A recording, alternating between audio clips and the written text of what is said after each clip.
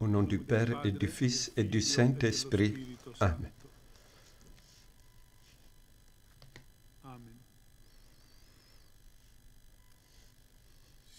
Nous sommes arrivés à la 6e rencontre d'école de christianisme.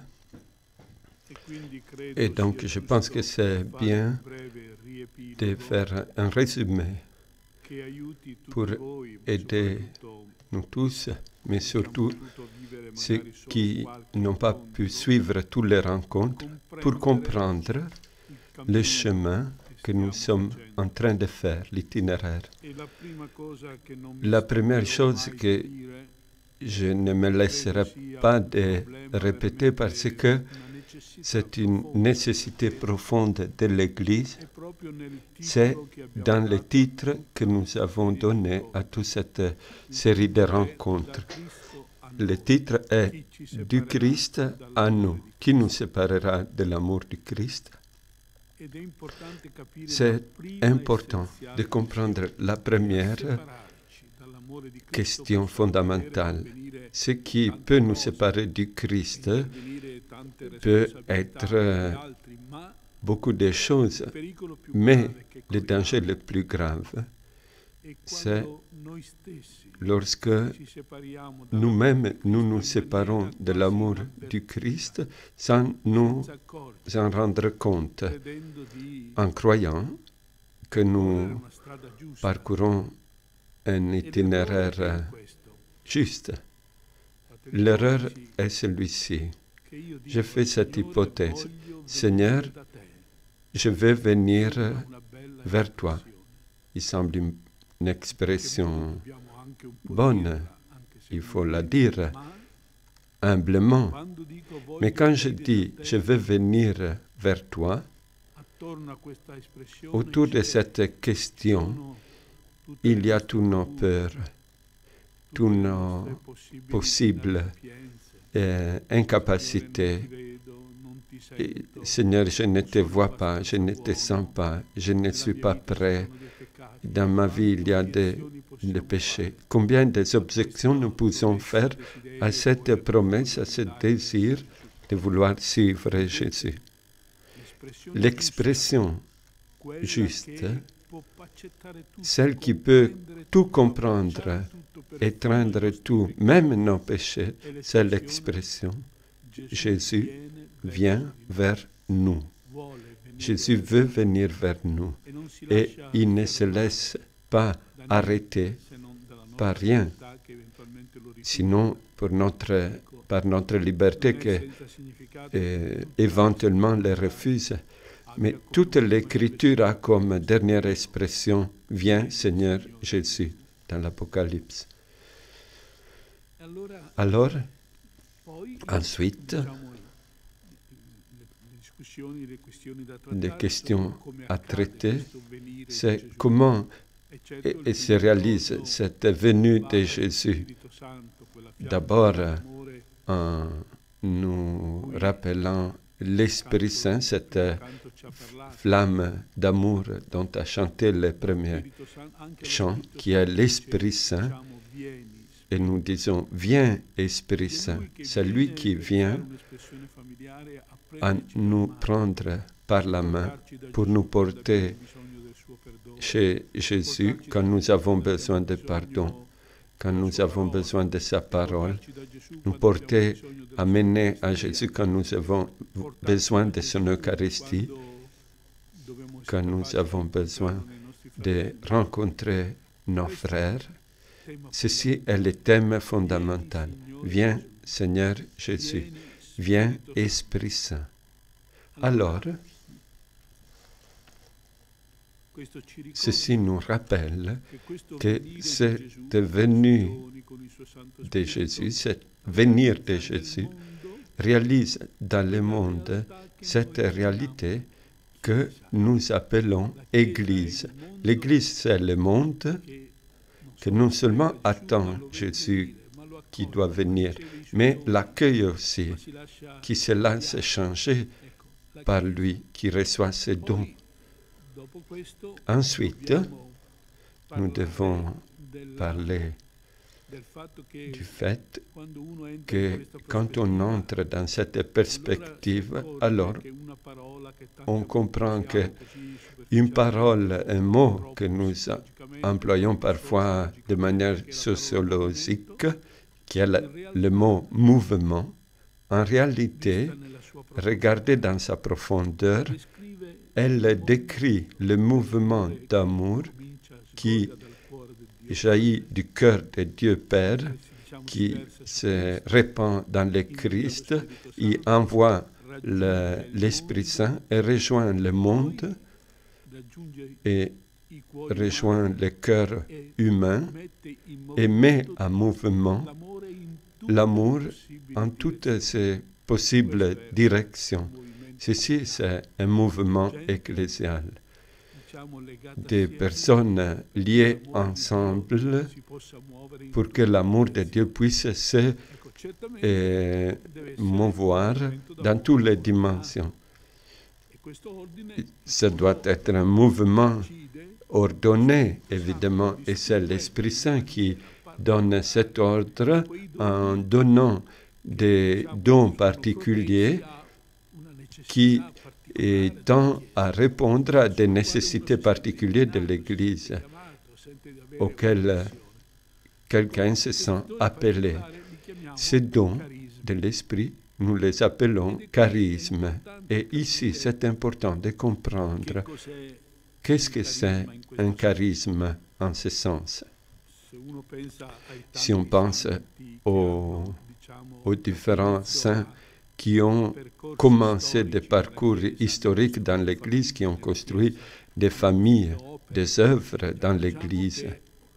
Chacun d'eux a reçu un don. Par exemple, on parle de la pauvreté pour Saint François, de l'obéissance pour Saint Ignace, de l'éducation pour Don Bosco, de la tendresse pour Camille de Lellis, pour les malades. Et pour nous, si nous devons seconder, suivre le mouvement que l'Esprit Saint donne à nous à travers ce charisme que nous appelons charisme carmélitain, comment nous pouvons le décrire? Ceci est le titre de la 6e rencontre. C'est donné de manière carmélitaine à l'Église et au monde. Ici, carmélitain indique ce don particulier, spécifique, qui a été donné dans l'Église, à l'ordre du Carmel, et à tous ceux qui se relient à la famille carmélitaine. En quoi consiste le charisme carmélitain? Si vous regardez, les carmélites n'ont pas une œuvre particulière. Il y a des carmes curés, des carmes éducateurs, des carmes missionnaires, des carmes qui s'occupent des œuvres de charité, mais tout ce qui est carmélitain, et cela vaut non seulement pour les religieux, mais aussi pour les laïcs qui participent au charisme, a un mouvement d'amour qui, à travers les différentes circonstances, possibilités ou vocations, a tendance à rejoindre le cœur. On parle du cœur du Christ, du cœur du Père, du cœur de l'Église et de cet homme que c'est moi et de mon prochain, rejoindre le cœur dans sa plus grande profondeur, de telle manière que quelle que soit la chose que tu fais, ait en puissance une extension missionnaire infinie,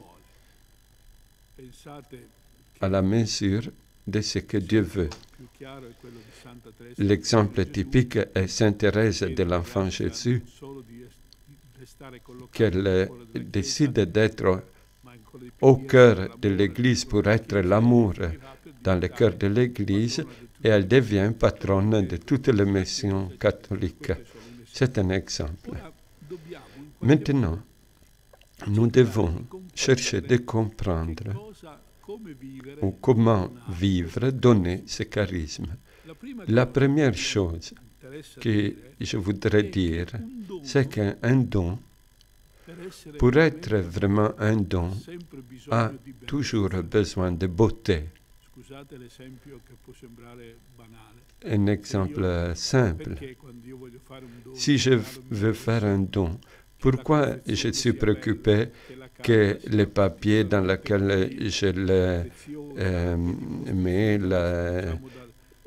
l'extériorité soient belle, jolie, qui montre le soin avec lequel on a préparé ces dons. Au Carmel, ce soin de la beauté est très important. Une beauté qu'on apprend aussi dans la manière de regarder la création. Regardons dans l'autobiographie de Thérèse. Quand elle explique la prière, elle choisit un symbole au chapitre 11 de la vie de Thérèse. Elle parle de l'eau. Et elle dit, je ne trouve pas une chose plus belle que l'eau. Et elle décrit comment, de différentes manières, on peut arroser un jardin. Ou bien, elle dit, même une petite fourmi pourrait nous raconter beaucoup de choses. Ou le ver à soie qui devient papillon. Et en regardant simplement la création, on découvre vraiment la beauté qui se reflète aussi dans les âmes. Saint Jean de la Croix, le cantique spirituel, qui est une nouvelle écriture du cantique des cantiques. Et cette âme amoureuse qui cherche dans le monde, dans la beauté des créatures, dit, mais qui vous a fait tellement belle? Et les créatures lui répondent, c'est lui qui, en passant entre nous, elle parle du Christ, nous a marqué de sa beauté. Et cela porte les créatures, l'âme à dire, tout est à moi parce que le Christ est à moi. Cette manière de regarder fait partie d'une mentalité carmélitaine de parler. Et quand Thérèse de l'Enfant Jésus veut raconter son histoire, elle se trouve dans la difficulté d'expliquer comment elle a vécu le mystère de sa volonté. Et elle dit, j'ai commencé à regarder les livres de la nature, les fleurs, il y en avait de petits, de grands et de magnifiques. Et Dieu prend soin de tous les fleurs, les plus grands et les plus petits.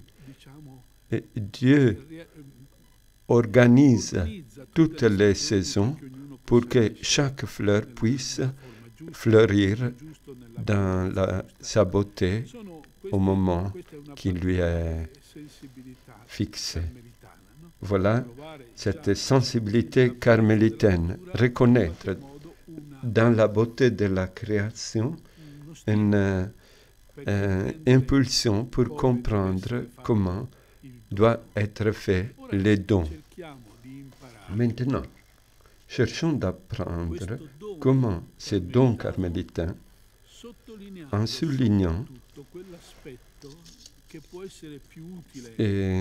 un aspect qui peut être plus utile non seulement pour les consacrés, pour ceux qui, dans leur formation à la vie consacrée, ont pu avoir beaucoup de formation pour la prière, pour l'apostolat, l'étude de la théologie, mais d'écrire simplement des deux saintes carmélitaines qui ont vécu cette profondeur avec plus de références à la vie des laïcs aussi. Ces deux carmélites qui font Balthasar, le théologien, appelé sœurs dans l'esprit. Ces deux saintes ont vécu le don du Carmel de manière très radicale, mais en même temps très simple, très quotidien, avec un langage que tous puissent comprendre. Commençons par Thérèse de l'Enfant Jésus. La caractéristique de Thérèse, c'est d'avoir rejoint l'intensité et l'extension du charisme jusqu'aux plus profondes et possibilités, mais de l'avoir fait dans les choses simples, les petites choses, la petite voie de l'enfance spirituelle. Mais c'est important de comprendre comment Dieu peut utiliser ces créatures pour faire des grands dons à l'Église. Pour Thérèse de Lisieux, la plus grande extension commence en ce jour où elle sent le désir de donner quelque chose à Jésus, de le remercier pour le don qu'il a reçu et de lui répondre en lui donnant quelque chose. Thérèse cultive dans son cœur beaucoup de désirs qu'elle offre à Jésus. Et à un certain moment, elle se rend compte que ce monde de désirs bouge en elle et lui naissent à l'intérieur des désirs, celles qu'elle appelle des désirs infinis. Et son confesseur lui dit, non, on ne peut pas dire désir infini, on peut dire désir immense, mais infini, c'est Dieu. Mais pour Thérèse, elle continue à dire qu'elle sent que ce qui est le fait d'être épouse de Jésus, carmélite, mère des âmes, tout cela ne me suffit plus. Moi, je voudrais toutes les vocations. Moi, je voudrais être prêtre, être apôtre, missionnaire, tout. Je voudrais avoir accompli toutes les œuvres que les grands saints ont accomplies. Je voudrais être missionnaire, non seulement pour quelques années, mais de la création du monde jusqu'à la consommation des siècles. Et je voudrais verser mon sang. Voilà les rêves de ma jeunesse. Ces rêves, il a grandi avec moi. Jésus, si je voulais écrire tous mes désirs, il faudrait emprunter ton livre de vie, là où sont rapportées les actions de tous les saints, et ces actions, je voudrais les avoir accomplies pour toi. Et tous ces désirs qui l'envahissent, à un certain moment, elle dit, « Oh mon Jésus, à toutes mes folies, que vas-tu répondre? Y a-t-il une âme plus petite pour un puissant que la mienne? Cependant, à cause de même ma faiblesse, tu t'es plu, Seigneur, à combler mes petits désirs enfantins, et tu veux aujourd'hui combler d'autres désirs plus grands que l'univers, la plus grande extension. Cette extension, cette amplitude qu'elle avait dans le cœur, s'est réalisée parce qu'elle est devenue la patronne de toutes les missions de l'Église. Elle est devenue aussi docteur de l'Église.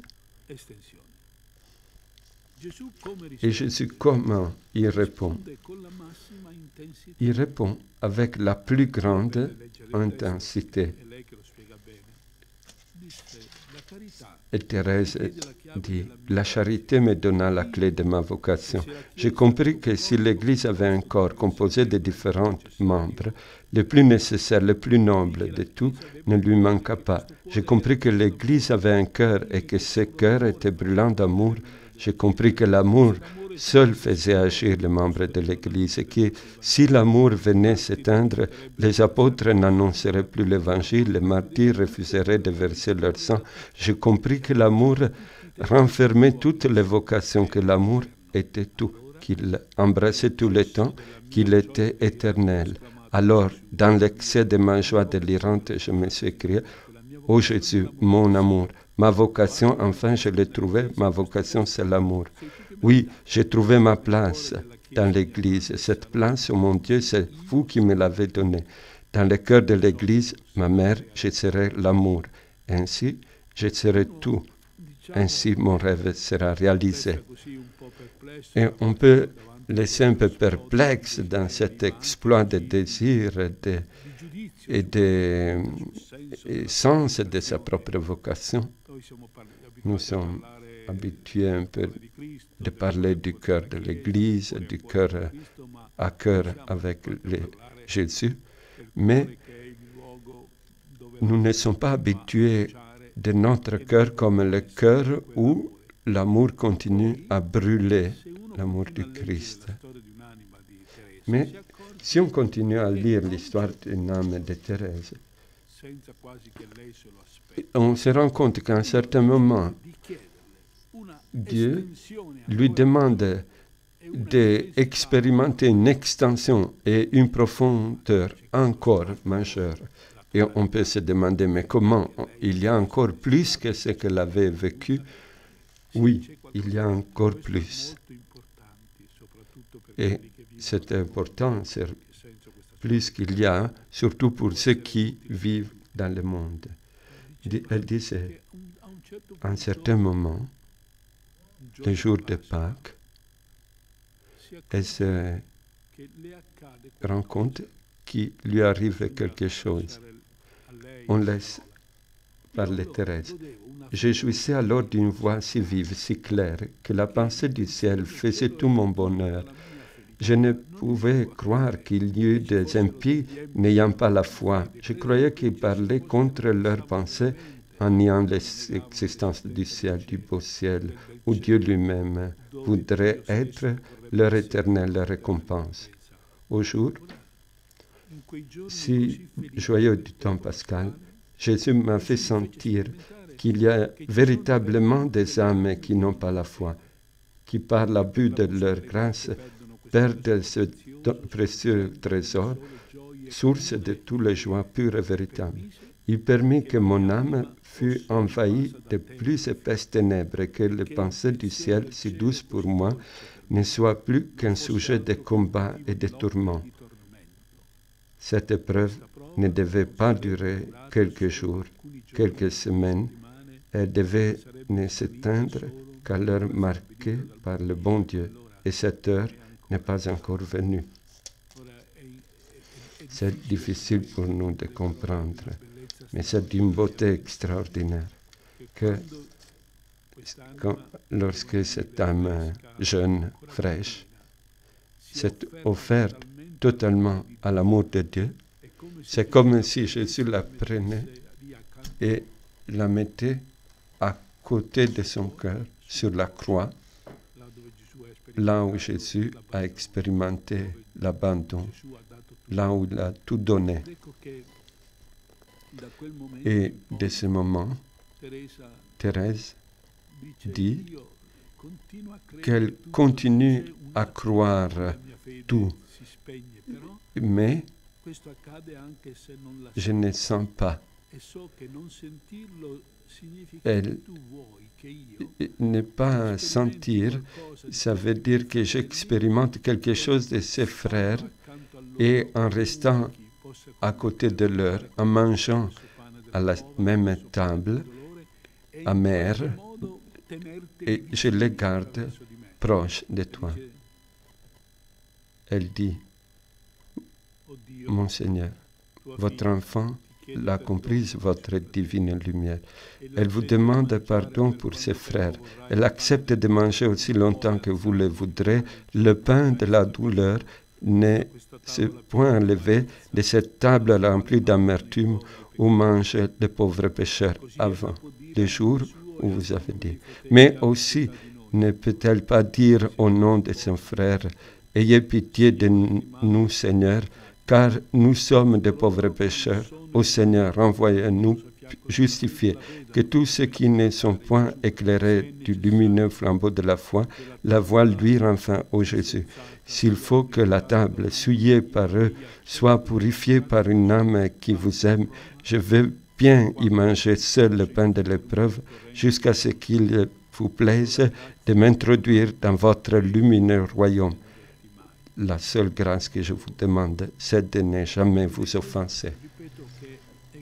C'est tellement extraordinaire entendre quelqu'un qui parle de la plus grande extension du don carmélitain, de la plus grande profondeur, et ensuite l'entendre parler d'une situation où tout t'est enlevé. Apparemment, tu n'as plus ce qui te faisait ta joie. Il semble qu'il n'y ait que des ténèbres, d'attente, de peine. Et pourtant, Thérèse comprend que en tout lieu, en quelconque soit les circonstances que tu vis, ce lieu, cette vocation est la profondeur que le Seigneur te demande et l'extension que le Seigneur est en train de te demander. Et tu ne sais pas à quoi cela peut servir, mais il y a toujours quelqu'un qui a besoin de cette sainte compagnie qui vit avec tendresse, même les situations les plus impossibles. Et enfin, elle conclut. Que Jésus me pardonne si je lui ai fait de la peine, mais il sait bien que tout en n'ayant pas la jouissance de la foi, je tâche au moins d'en faire les œuvres. Je crois avoir fait plus d'actes de foi depuis un an que pendant toute ma vie, à chaque nouvelle occasion de combat. Lorsque mes ennemis viennent me provoquer, je me conduis en brave, sachant que c'est une lâcheté de combattre en duel. Je tourne le dos à mes adversaires sans daigner les regarder en face, mais je cours vers mon Jésus. Je lui dis être prêt de verser jusqu'à la dernière goutte de mon sang pour confesser qu'il y a un ciel. C'est comme dire, je peux imaginer un missionnaire carmélitain plein de sa fatigue, de ses œuvres, et après, je peux imaginer une personne âgée, malade, dans une famille difficile, qui a l'impression d'être située là où il n'y a que d'écouter de l'inutilité de ce que tu vis. Et Jésus peut te dire que vraiment, en cette vie d'apparent, il y a ton pouvoir d'être don, de pouvoir manifester le charisme carmélitain qui te dit en toute réalité profonde, même si ton cœur est blessé, même d'amitié, il est possible. C'est impossible. C'est possible de s'adresser à Jésus avec la tendresse d'un enfant. Voilà comme Thérèse nous dit cela. Et quand elle explique toutes ces contradictions, elle dit, mais ce qui me justifie, c'est que je suis un enfant. Thérèse a toujours dit à Jésus qu'il voulait le réjouir, non avec de grandes choses, et même si après elle a fait de grandes choses, mais avec toutes les petites, simples offrandes, les choses simples de l'existence. Et ici, il faut revenir à un des souvenirs les plus beaux de Thérèse. Elle aimait se rappeler l'expérience qu'elle avait faite quand elle était enfant. Et pendant la procession du corps du Christ, jamais Jésus lui était apparu aussi glorieux. Elle avait été choisie parmi les enfants qui jettent les pétales vers l'extinction. J'aimais surtout la procession du Saint-Sacrement. Quelle joie de semer ces fleurs sous la patte du bon Dieu. Mais avant de les laisser tomber, je les lançais le plus haut que je pouvais et je n'étais jamais aussi heureuse qu'en voyant mes roses effleurer, toucher les stensoirs sacrés. Et cette Cette expérience lui est restée dans le cœur comme une expérience précieuse et continue à les répéter, ces gestes spirituellement qui deviennent le symbole de sa vie. Elle dit, Jésus, à quoi te serviront mes fleurs et mes chants? Ah, je le sais bien, cette pluie embaumée, ces pétales fragiles et sans aucune valeur, ces chants d'amour du tout petit cœur te charmeront. Oui, ces riens te feront plaisir. Ils seront sourire l'église triomphante. Elle recueillera mes fleurs effeuillées par amour et les faisait passer par tes divines mains, ô Jésus. Cette église du ciel, voulant jouer avec son petit enfant, jettera elle aussi ses fleurs, ayant acquis par ton attouchement divin une valeur infinie. Elle les jettera sur l'église souffrante afin d'en éteindre les fleurs. Elle les jettera sur l'église combattante afin de lui faire remporter la victoire.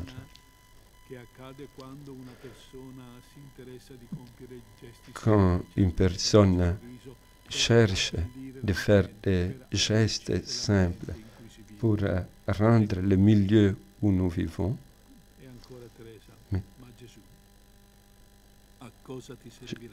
Jésus, à quoi te serviront mes fleurs et mes chants?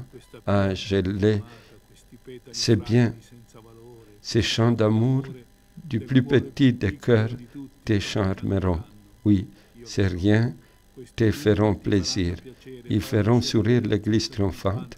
Elle recueillera mes fleurs effeuillées par amour et les faisait passer par les divines mains.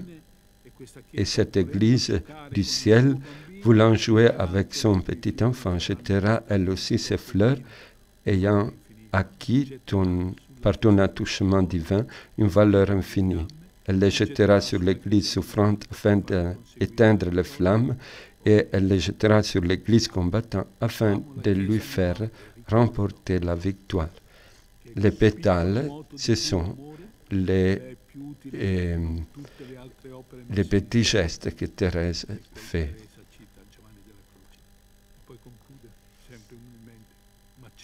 Il y a vraiment un pur amour dans mon cœur. Aucune sainte aurait eu l'idée de présenter l'Église comme un enfant qui joue avec les pétales, mais il montre les liens qu'il y a dans la communion des saints. Après Thérèse, nous pouvons parler maintenant d'Élisabeth de la Trinité. Élisabeth de la Trinité a un autre don particulier. Nous savons que son expérience chrétienne a été très marquée. Alors qu'un père dominicain lui expliqua dans les limites du possible, le mystère de la Trinité. Et de cet mystère de Dieu amour, qui n'est pas simplement un Dieu qui garde l'amour et qui le verse dans nos cœurs, mais un Dieu qui est en soi-même des relations d'amour, des personnes qui s'embrassent et qui se donnent l'un à l'autre. Cette vision la bouleversa et lui donna sa vocation quand elle entre dans un monastère. Et toutes les amies auraient pu dire, mais comment maintenant tu vas partir dans la clôture, donc qu'est-ce qu'on fait avec nos amitiés, qu'est-ce qu'il en reste de notre unité, parce qu'elle avait des relations fortes, profondes. Et Élisabeth donne ce trésor à l'Église. Elle écrit beaucoup de lettres à beaucoup d'amis à des personnes aussi âgées, des connaissances, à des prêtres.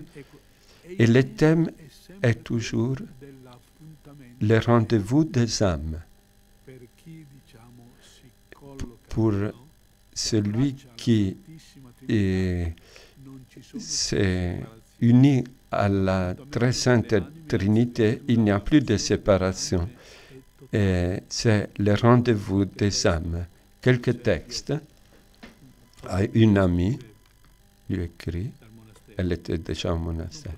Nous ne pouvons plus nous séparer. Marguerite et Elisabeth, nous sommes plus, nous, à vivre. Et le Christ vit en nous. Et c'est ici, dans le cœur de Jésus, que nous sommes unis.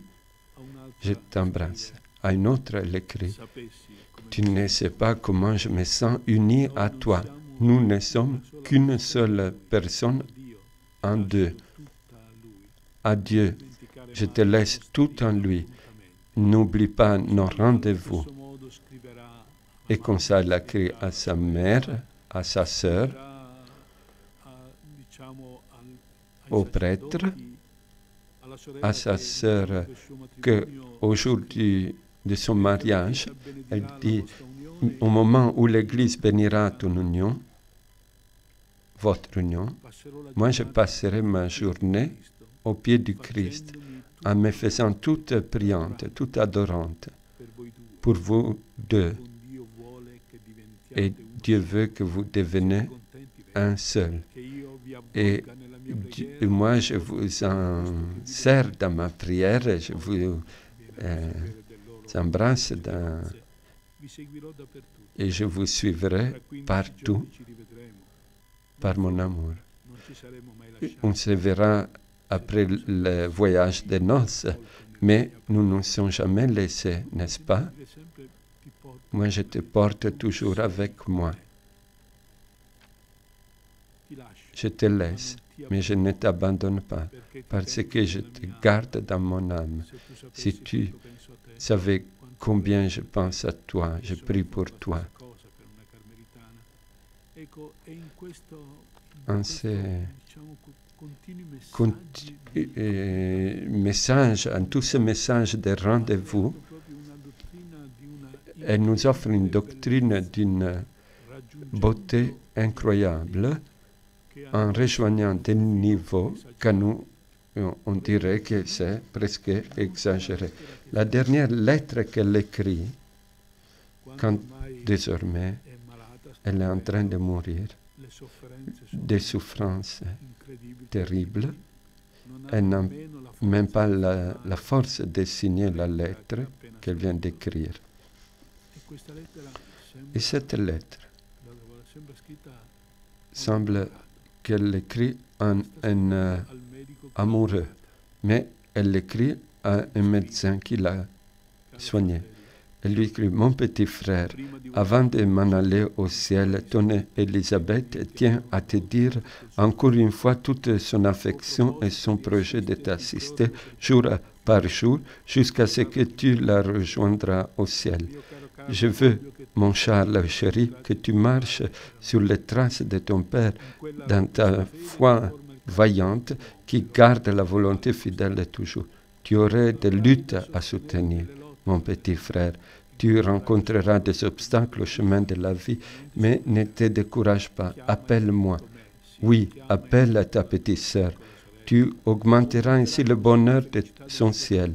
Elle sera si heureuse de t'aider à triompher, à rester digne de Dieu, de ton vénéré Père, de ta mère, dont tu dois faire la joie.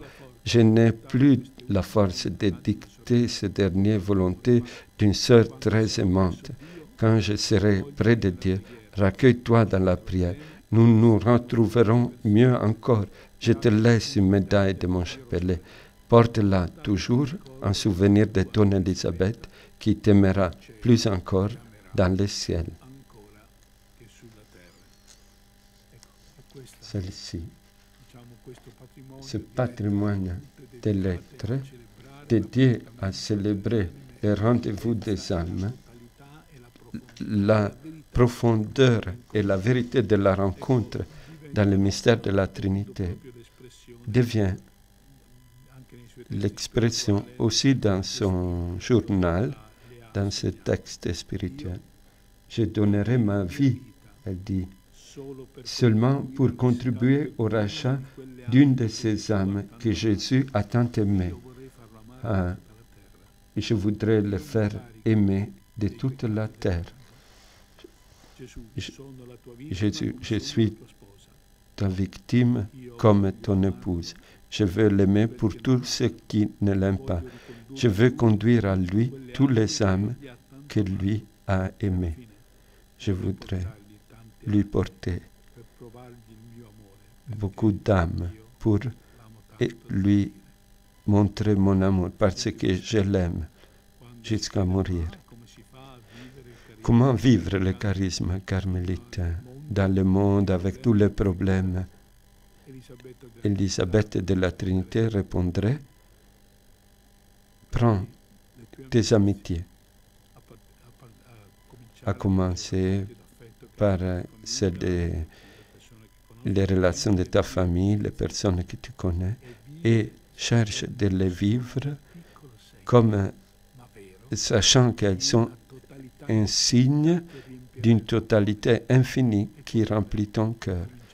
Et tu peux commencer à les remplir, à commencer de maintenant, et tu portes déjà dans le monde un peu de paradis, un peu de joie. Et celui-ci est l'extension du charisme carmélitain, que le charisme carmélitain peut te donner. Je vous donne une bénédiction en vous souhaitant que les choses que je cherchais à vous dire puissent un peu changer votre vie et rendre plus beau aussi notre mouvement. Que Dieu Tout-Puissant vous bénisse, le Père, le Fils et l'Esprit Saint. Amen.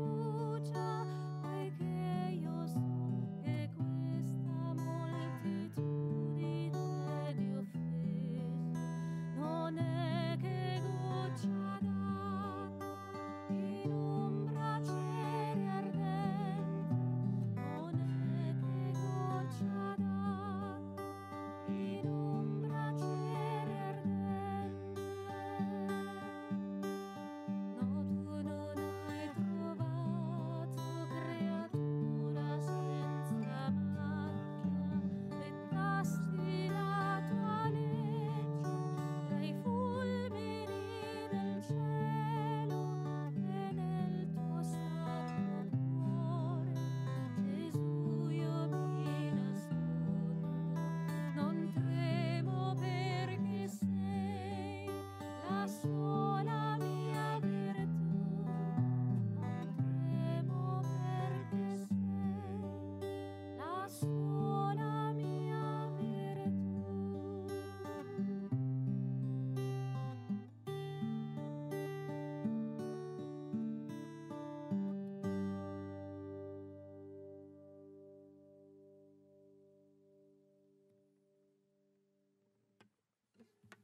così era. Dovevamo farla.